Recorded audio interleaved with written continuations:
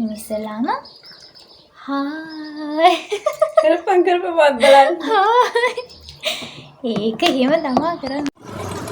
Hi කොහොමද හැමෝටම ගියට ගත්තා බලන්න කවන්න පටන් ගමු ready action start කොහොමද හැමෝටම අද වීඩියෝ ගේන්න හේතුව මතක නැහැ හරිනේ.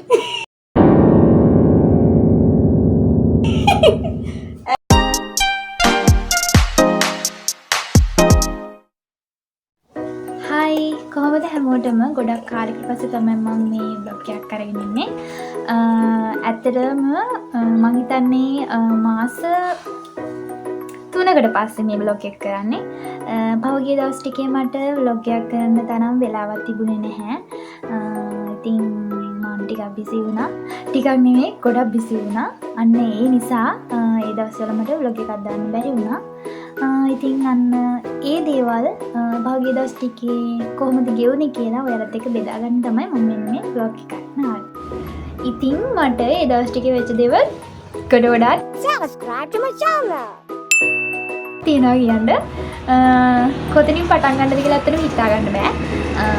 මම එහෙම කියන්නම්. ඉස්සෙල්ලාම මම යුනිවර්සිටි යන්න යුනිවර්සිටි යන්න කලින් බෝඩින් එකට යන දවසේ බ්ලොග් එකක් කරලා දාලා තිබ්බා.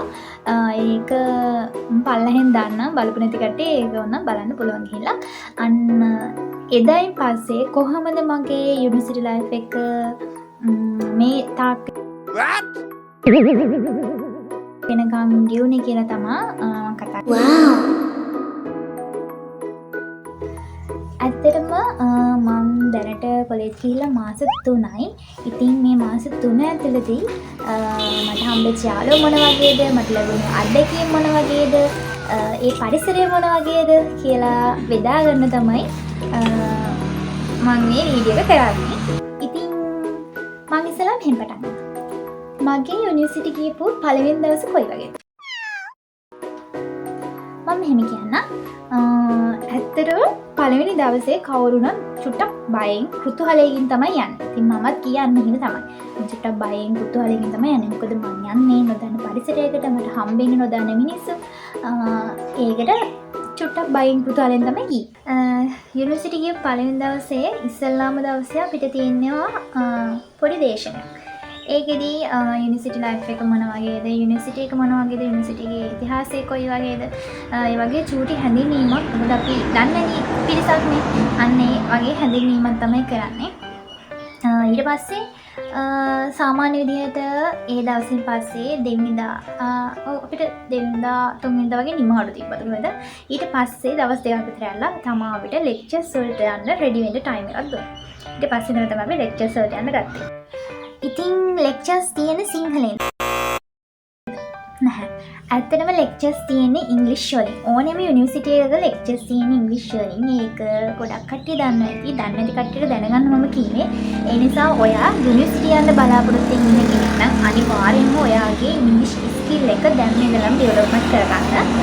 මොකද හැම එක්සෑම් එකක්ම තියෙන්නේ ඉංග්‍රීසි වලින්. උගන්වන්නේ ඉංග්‍රීසි වලින්.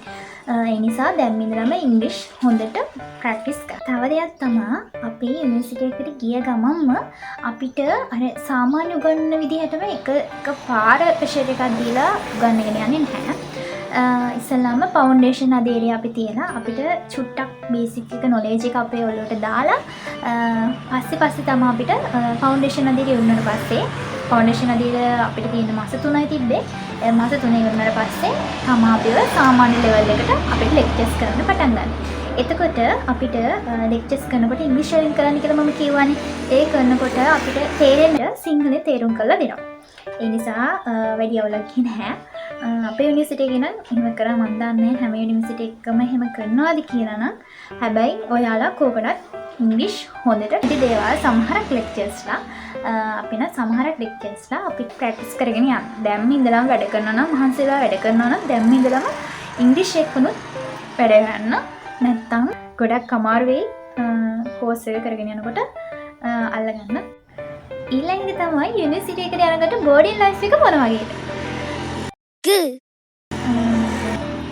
බෝඩි ලයිෆ් එක මෙහෙම. බෝඩි ලයිෆ් එකේදී අපි බෝඩිම ඉන්න යාළුවෝ ටිකයි මමයි ඉන්නේ. එතකොට බෝඩිමක ඉන්නකොට අනිවාර්යයෙන්ම අපි තනියම අපේ වැඩ කරගන්න ඕනේ. කවුරුත් අපේ වැඩ කරලා දෙන්නේ නැහැ. අපි තනියම කරන්න හුරු වෙනවා. ඒකත් අලුත් එක්ස්පීරියන්ස් එකක් වුණා. මොකද සාමාන්‍යයෙන් තනියම ඔක්කොම දේවල් තනියම කරගන්න නැහැ නේ. සාමාන්‍යයෙන් අපි සාමාන්‍යයෙන් මම නම් හැමදේම තනියම කරගත්තු කෙනෙක් නෙමෙයි. එතකොට එතන ගියාට පස්සේ තනියම කඩේට යන්න, තනියම රෙදි හොද ගන්න, තනියම උයා ගන්න හැම දෙයකටම හුරු වෙනවා. තනියම කීවට ඉතින් යාළුවොත් එක්ක උයන්න කරන්නේ. ඒ වුණාට කවදාවත් සාමාන්‍යයෙන් ගොඩක් කට්ටිය අපි බඩු ගන්න තනියම ගිහිලා නැහනේ. එක්ක අපි යන්නේ අම්මත් එක්ක නැත්නම් පවුලේ කාත් එක්ක. හරි. ඉතින් එතනට කියපුවම අපිට යන්න වෙන්නේ සමහර දවසට යාළුවොත් එක්ක යනවා. යාළුවෝ නැති වෙනකොට අපිට තනියම ගිහින් බඩු ගන්න වෙනවා. එතකොට අපි තනියම අර නිකන් ගෙදරකට බඩු තනියම කනවන දේවල් තනියම අරන් කනවා වගේටත් තමයි එතන අපි තනියම අපි රෙඩි වෙන්න ඕනේ, හුරු වෙන්න ඕනේ. අපි තනියම සල්ලි මැනේජ් කරගන්න, කනබුන දේවල් මැනේජ් කරගන්න, මාසෙක යන වියදම හදාගන්න, අය හැම දෙයක්ම බලාගෙන වැඩ කරගන්න තනියම හුරු වෙන්න ඕනේ.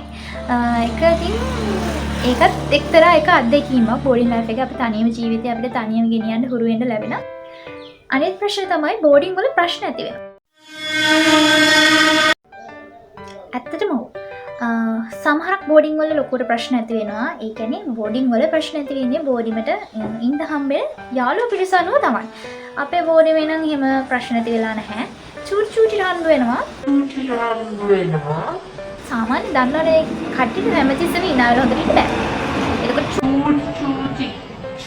චූටි රම්බෙලා තියෙන. එතකොට අපි කරන්නේ ඒ රම්බුවක් ආවට පස්සේ ඒක ඒ වෙලෙම විසඳගෙන ආයෙ හිනාවලා කතා කරන නිසා අපේ බෝඩිමේ නම් එහෙම ප්‍රශ්න නැහැ.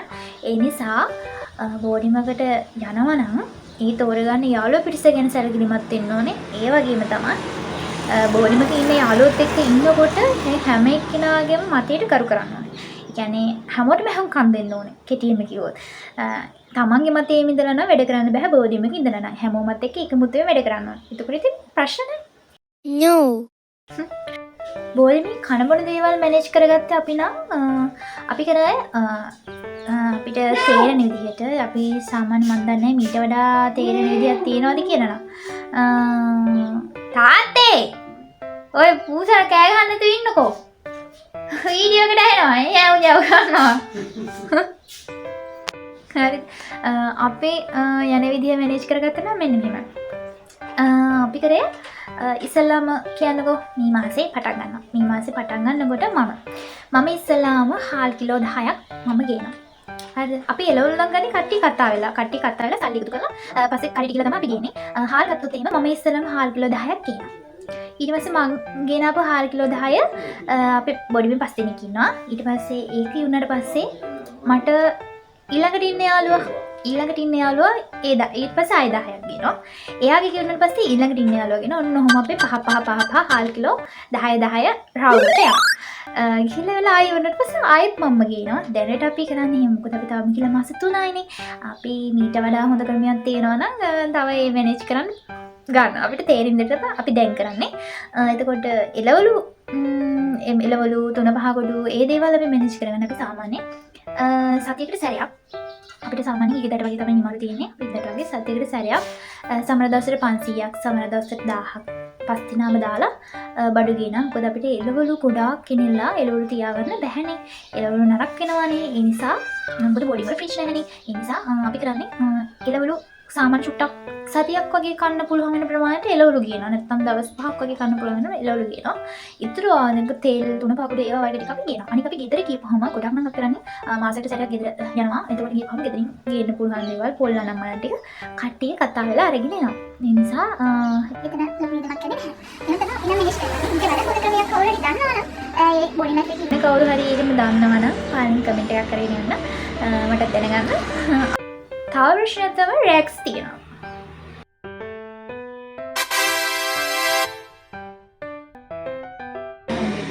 නැහැ. ඇත්තටම රැක්ස් නැහැ.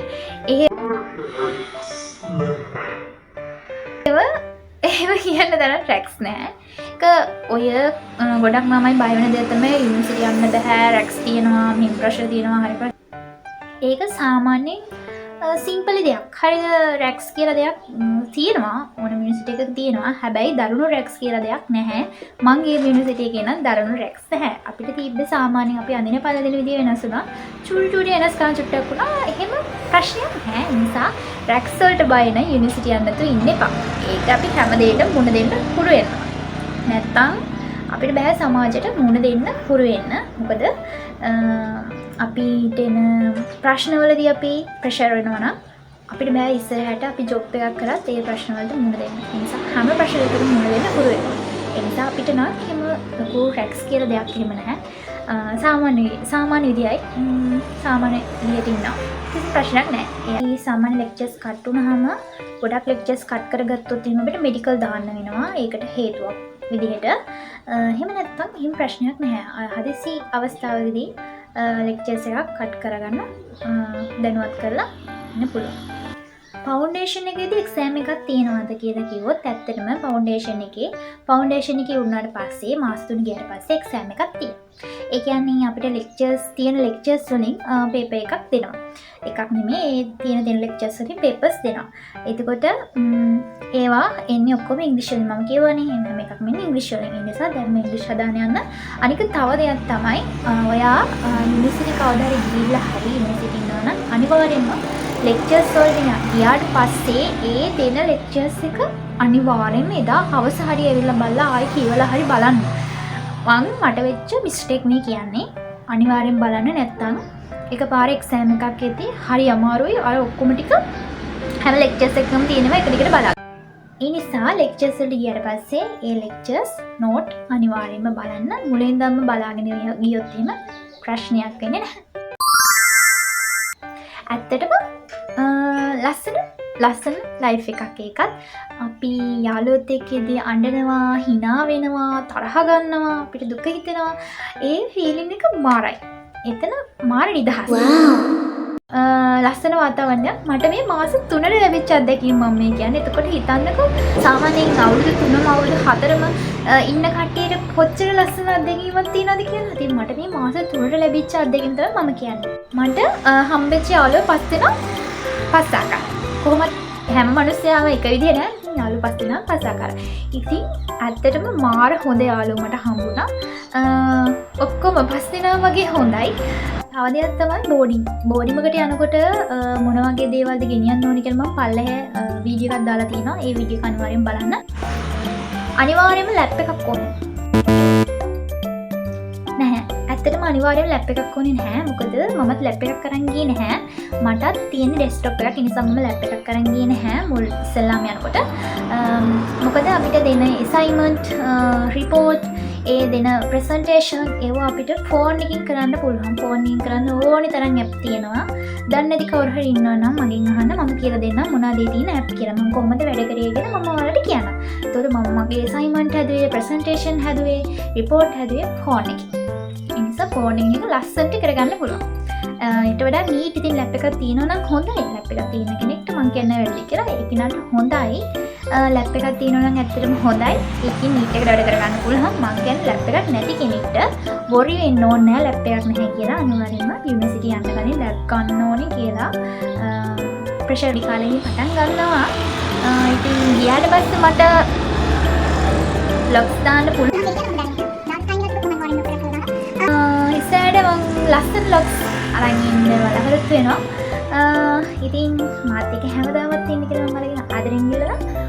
වැදගත් දෙයක් මේ වීඩියෝ එකකින් කාට හරි තිබ්බනම් ඒක මට සතුටක්. ඉතින් මගේ ඉස්සරහ ජීවිතය අත්දැකීම් ඔයාලත් එක්ක මම බෙදා ගන්න ගොඩක් කැමැත්තෙන් ආසාවෙන් බලන් ඉන්නවා. එහෙනම් මම අදට මගේ vlog එක අවසන් කරනවා. අසාගෙන යන්න. එහෙනම් හැමෝටම bye.